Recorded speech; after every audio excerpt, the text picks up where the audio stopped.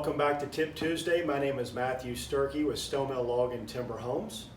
Last week we talked about the log stacking process, specifically about making sure that the crew that you hire has workers' compensation insurance and general liability. 2, making sure that they have experience stacking that particular product. And then 3, making sure that they have all the right tools and equipment. Today we're going to talk a little bit more about the experience factor. It's really important given how specialized the installation of this type of product is, given the importance of it and how extremely important it is to make sure that all the log and timber components get installed right, to make sure that you find the right crew.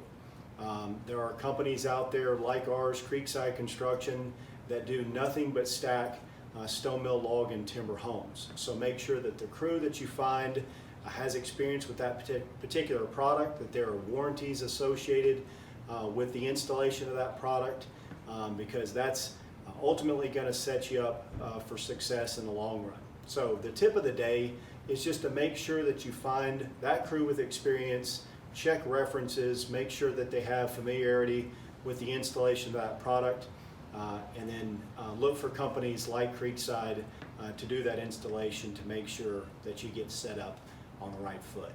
I hope this has been helpful.